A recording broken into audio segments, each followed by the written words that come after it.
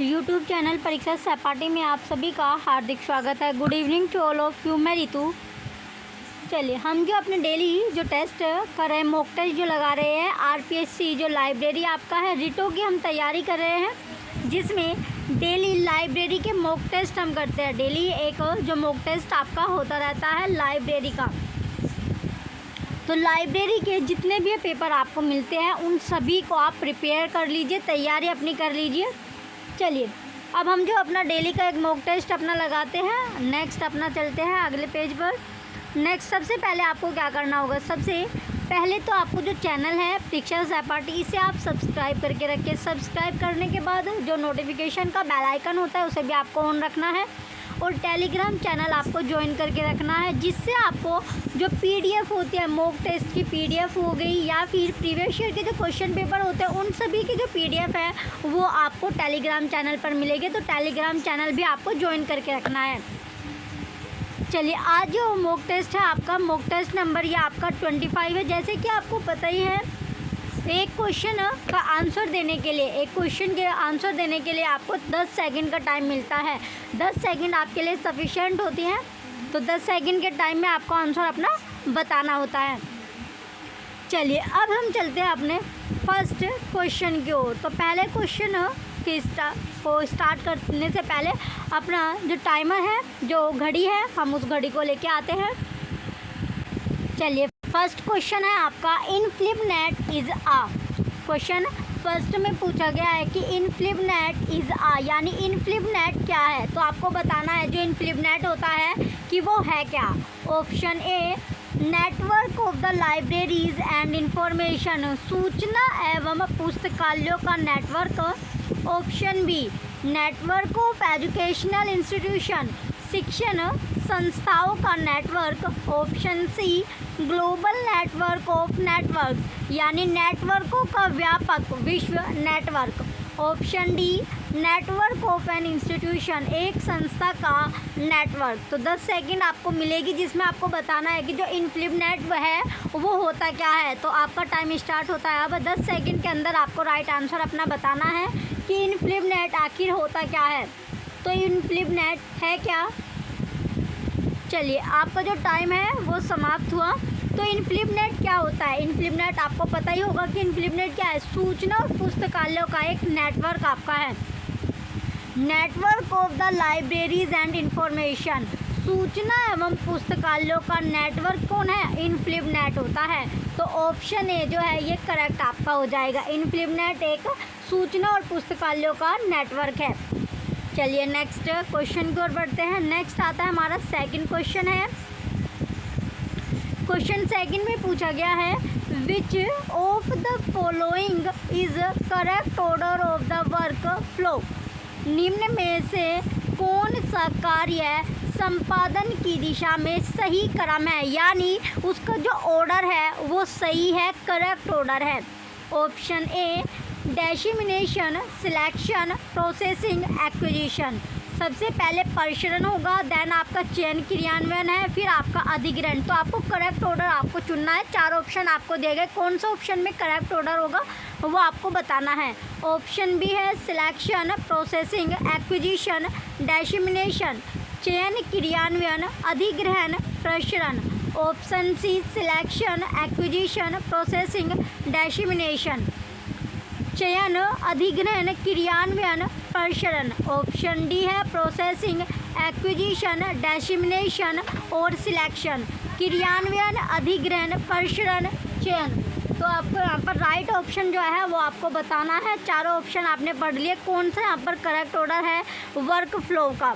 तो 10 सेकंड आपको मिलेगी। आपका जो टाइम है वो स्टार्ट हो गया है। 10 सेकंड के अंदर आपको राइट आंसर बताना है। तो करेक्ट ऑर्डर कौन सा है, कार्य संपादन की अगर दिशा में जो सही क्रम है, सही सीक्वेंस है, वो आपको बताना है। चलिए, आपका जो टाइम है वो समाप्त हुआ। तो राइट आंसर क्या होगा इसमें, जो करेक्ट ऑर्डर आपका है वो है सिलेक्शन, एक्विजिशन, प्रोसेसिंग और डिसेमिनेशन। सबसे पहले चयन होगा, उसके बाद अधिग्रहण होगा, देन क्रियान्वयन होगा और उसके बाद होगा उसका डिसेमिनेशन या प्रसरण। तो इसमें सही जो सीक्वेंस है वो ऑप्शन सी में करेक्ट ऑर्डर दिया गया, यही आपका राइट आंसर है। चलिए नेक्स्ट क्वेश्चन की ओर बढ़ते हैं। नेक्स्ट आता है अब हमारा क्वेश्चन नंबर 3 है, what is the catalogue code in which entries relating to the author, title, subject etcetera of the book are arranged alphabetical. उस सूची को क्वेश्चन में पूछा गया है कि वो सूची या वो लिस्ट या फिर वो कैटलॉग को क्या कहा जाता है जिसमें पुस्तकों के जो लेखक होते हैं, जो ऑथर होते हैं, या शीर्षक जो होते हैं, जो टाइटल होता है, या सब्जेक्ट जो विषय है आदि से संबंधित या रिलेटिंग पर विशिष्टों को वर्णानुक्रम यानी अल्फ़ाबेटिकली में जब हम इसे अरेंज किया जाता है तो उस सूची को, उस कैटलॉग को, उस लिस्ट को क्या बोला जाता है। ऑप्शन ए, ये क्वेश्चन आपका इम्पोर्टेंट क्वेश्चन है, क्वेश्चन नंबर 3। ऑप्शन ए है नेम कैटलॉग, नाम सूची। ऑप्शन बी डिक्शनरी कैटलॉग, शब्दकोशीय सूची। ऑप्शन सी मिक्स्ड कैटलॉग, मिश्रित सूची। ऑप्शन डी क्लासिफाइड कैटलॉग यानी वर्गीकृत सूची। तो क्या बोला जाता है उस लिस्ट को जिसमें पुस्तकें जो लेखक होते हैं, जो ऑथर होते हैं, या उसका जो टाइटल होता है, विषय होता है, उन सभी से संबंधित जो परिविशिष्ट का वर्णानुक्रम जब अल्फ़ाबेटिकली उन्हें अरेंज करते हैं तो उस लिस्ट को, उस कैटलॉग को क्या बोला जाता है, ये आपको बताना इम्पोर्टेंट क्वेश्चन है। चलिए आपको 10 सेकंड मिली है, आपका टाइम स्टार्ट हो गया है। 10 सेकंड के अंदर अंदर आपको राइट आंसर यहाँ पर देना है। तो क्या बोला जाता है उस लिस्ट को या फिर उस कैटलॉग को, उस सूची को क्या बोलते हैं। आपका टाइम समाप्त हुआ तो उसको बोला जाता है डिक्शनरी कैटलॉग। अल्फ़ाबेटिकली जब हम किसी चीज़ को अरेंज करते हैं उसको क्या बोला जाता है, डिक्शनरी कैटलॉग यानी शब्दकोशीय सूची। जैसे आपने देखा होगा जो डिक्शनरी हमारी होती है, डिक्शनरी में क्या सबसे पहले ए आता है, ए के बाद सारे लेटर आपके आने के बाद फिर आपका बी होता है, देन सी होता है, इस तरह आपका डिक्शनरी में आपका होता है। तो उसी तरह इसको बोला जाता है डिक्शनरी कैटलॉग यानी शब्दकोशीय सूची उसको बोला जाता है। ऑप्शन बी यहाँ पर करेक्ट हो जाएगा। नेक्स्ट क्वेश्चन की ओर बढ़ते हैं। नेक्स्ट क्वेश्चन आता है question number 4, which level of library management is responsible for execution of policies. पुस्तकालय प्रबंध का, जो पुस्तकालय प्रबंध है, मैनेजमेंट है, उसका कौन सा स्तर नीतियों को कार्यान्वित करने के लिए उत्तरदायी है या फिर रेस्पॉन्सिबल होता है। ऑप्शन ए टॉप लेवल, उच्च स्तर। ऑप्शन बी मिडिल लेयर यानी मध्यम स्तर। ऑप्शन सी लोअर लेवल, निम्नतम स्तर। ऑप्शन डी टेक्निकल लेवल, तकनीकी स्तर। तो वो कौन सा स्तर है, कौन सा लेवल होता है, ये पूछा गया है। आपका टाइम स्टार्ट होता है। क्वेश्चन 4 का राइट आंसर क्या होगा, यानी कौन सा लेवल या स्तर है जो लाइब्रेरी मैनेजमेंट के रेस्पॉन्सिबल होता है। तो कौन सा स्तर होगा। चलिए आपका टाइम समाप्त हुआ। राइट आंसर यहाँ पर आपका हो जाएगा मिडिल लेवल यानी जो मध्यम स्तर होता है। मिडिल लेवल जो मध्यम स्तर है वो रेस्पॉन्सिबल होता है। ऑप्शन बी करेक्ट हो जाएगा। नेक्स्ट क्वेश्चन आता है क्वेश्चन नंबर 5 है, who is known as the father of punch card. Punch card का जनक किसे कहा जाता है। जो पंच कार्ड है उसका जो जनक होता है, उसका जो फादर है, वो किसको कहा जाता है। तो उसका पंच कार्ड का ये क्वेश्चन भी आपका इम्पोर्टेंट है कि पंच कार्ड के जो फादर है वो कौन है, या फिर जो पंच कार्ड के जो जनक है वो कौन है। तो पंच कार्ड का जो है वो कौन लाया था, पंच कार्ड का जो फादर है, जनक है, वो किसको बोला जाता है। इम्पोर्टेंट क्वेश्चन है। ऑप्शन ए आता है Newman. Option B Herman Hollerith. Option C Charles Babbage. Option D Harvard Reid. तो ये आपको बताना है। इम्पोर्टेंट क्वेश्चन आपका है कि पंच कार्ड का जो फादर है या पंच कार्ड का जो जनक है वो कौन है।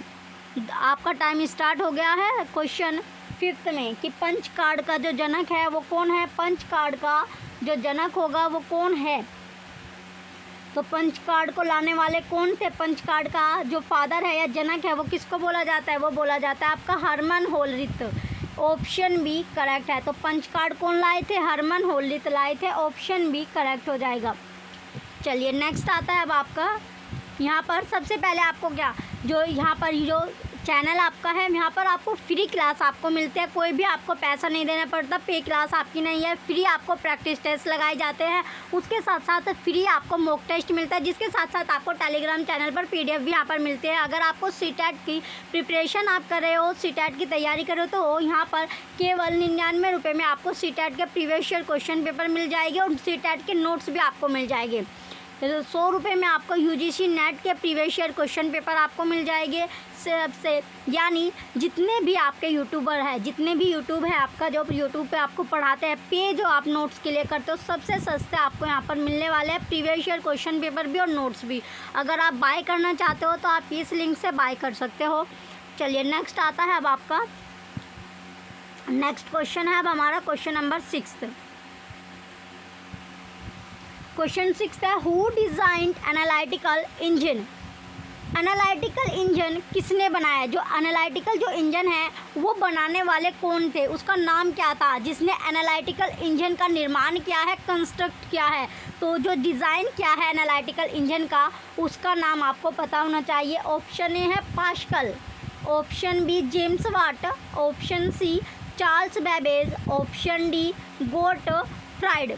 तो जो एनालिटिकल इंजन है वो किसने बनाया था या किसके द्वारा एनालिटिकल इंजन बनाया गया था, उसको डिज़ाइन करने वाले कौन थे। क्वेश्चन को आपको यानी लैंग्वेज आपकी चेंज हो जाती है, किसी भी तरह आपसे क्वेश्चन पूछा जा सकता है। तो इसमें 10 सेकंड आपको मिले, जल्दी से अपना आंसर बताइए। एनालिटिकल इंजन जो है वो किसने डिज़ाइन किया था? तो एनालिटिकल इंजन को डिज़ाइन करने वाले कौन थे? चलिए आपका जो टाइम है वो समाप्त हुआ। तो एनालिटिकल इंजन को जो डिज़ाइन किया था वो चार्ल्स बेबेज ने किया था। चार्ल्स बेबेज इसका राइट आंसर हो जाएगा। तो चार्ल्स बेबेज के द्वारा ही एनालिटिकल इंजन को डिज़ाइन किया गया था, कंस्ट्रक्ट किया गया था या उसका निर्माण किया गया था। ऑप्शन सी करेक्ट हो जाएगा। नेक्स्ट क्वेश्चन आता है अब आपका क्वेश्चन नंबर 7 है। क्वेश्चन 7 में पूछा गया है, Which of the following 3 types of basic languages are used in computer programming?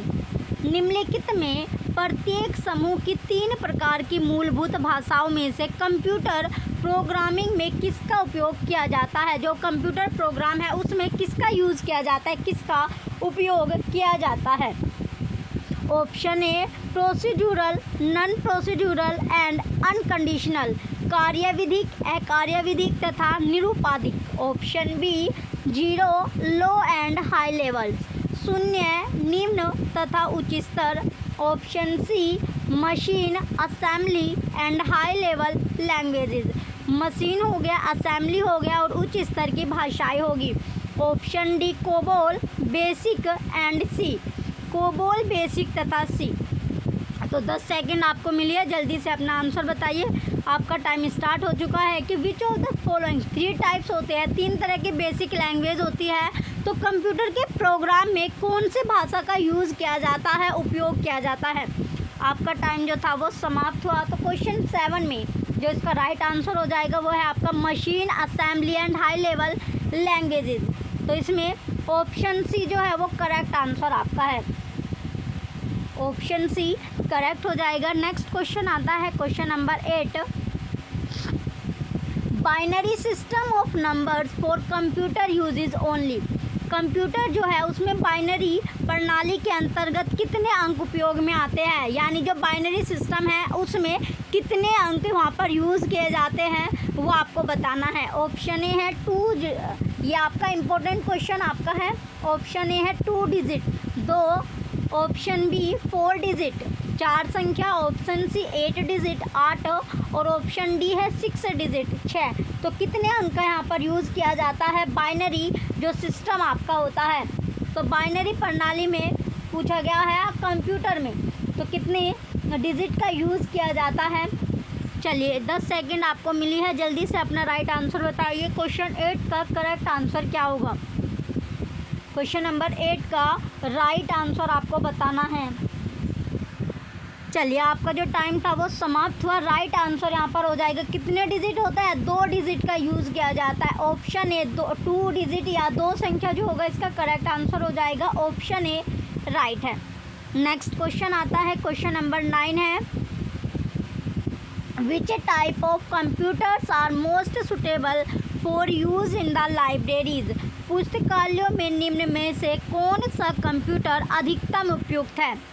Option A analogue, option B digital, option C hybrid, option D micro computer.